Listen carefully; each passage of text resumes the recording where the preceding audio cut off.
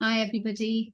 Welcome to our Power Burst number 6 with myself, Tara and my wonderful colleague, Vicky at the back. And we've also got Ozzy the dog with us today, who you might see wriggling at the side.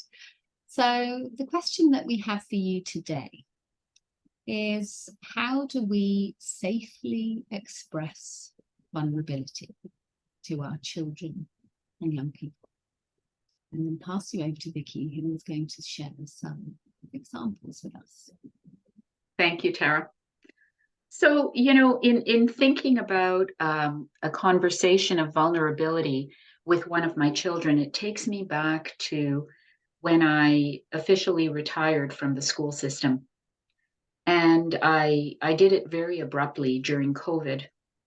And I was having a conversation with my daughter who said, and of course I was feeling very unsettled about it, right? It was a vulnerable time during COVID, and I really didn't expect such an abrupt retirement. And my emotions were really, really unsettled. And my daughter said to me, "Oh, Mom, this is so wonderful for you. You get to take a break. You get to just sit back and put your feet up. You get to do those things you love to do, like gardening and painting." And I was saying, "Yeah, yeah, yeah." But inside of myself, I was so scared because I really didn't want to do nothing. So I I felt myself getting very emotional about it. And I thought to myself, how much of my feeling and my sense of panic do I want to share with my daughter? And I did want to share it with her because I want to have that open kind of relationship and conversation with her. But I didn't want to scare her. So she kept pushing, she kept pressing, she wanted to talk about it. So I did have to engage her in that vulnerable conversation. And my decision was to say, yeah, I'm going to share my vulnerabilities with her. I'm going to talk to her about how a spontaneous retirement is not an easy thing.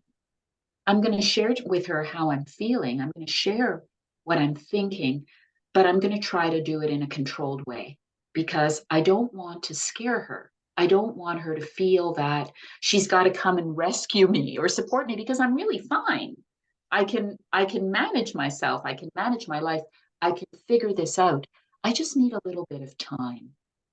And so that was really important for me to have that vulnerable conversation, but it was also really important for me that it be safe, that it be safe for me and that it be safe for her. And, sometimes I think about more extreme kinds of scenarios. I mean, in that type of scenario, I could sort of gather my wits about me and have that conversation with my daughter. It was not difficult for me to kind of compose myself in the moment. But I think about case scenarios where parents have a difficult time composing themselves in the moment. We'll all at one time or another have a situation where we let out on our kids, or we're feeling angry, or we're feeling frustrated, or we're going through something difficult. I think about a scenario, for example, where a family is going through a divorce and the feelings are very, very raw. And I have worked with parents who are going through that. And sometimes what can happen is that in that scenario is that they look vulnerable to their children, they behave vulnerably to their children, but they also frighten their children because they're saying too much, or they're saying mean things about each other, or they're having huge emotional outbursts, crying and fighting and all of these things in front of their children. That type of vulnerability is unsafe.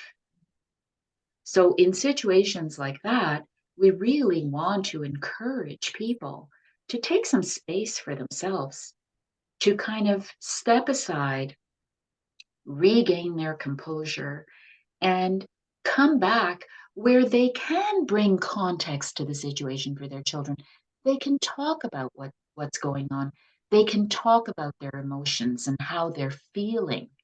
They can talk about what they're thinking about all of this and what they're going through, but in a controlled way so that they're not frightening their children.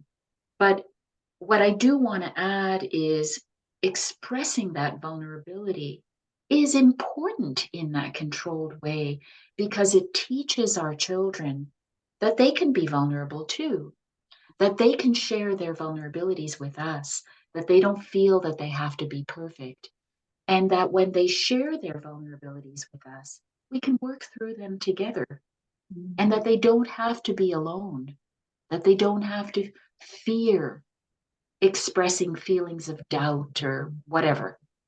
So anyway, I'm going to stop there. Yeah, well, thank you, Vicky, for sharing, your personal experience with your daughter, and,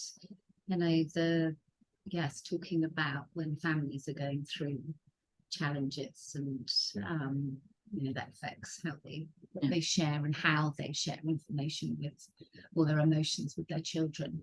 And I suppose, if listening to this today, brings up something for somebody, and reflection perhaps of how actually maybe I shouldn't have shared that with my child in that way, that I think there is wonderful power in being able to go back to our children, no matter how, it could be just afterwards or a few days afterwards, and just say, look, I've been thinking about what I shared with you, and I just want to explain a little bit. I was feeling a bit emotional at the time, and but yeah, I'm sorry if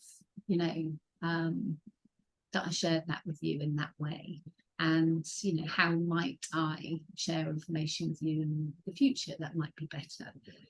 So just to invite parents to think about that, that we can go back to our children and take responsibility for ourselves with compassion. But yeah, also we've got some questions for you. How do we safely, now, how does your safe sharing improve the conversation? So really thinking about what the examples that Vicky shared with you. So how does your safe sharing improve the conversation with your child or young person? And just invite you, before you head off into your day, to take a moment to think of an example.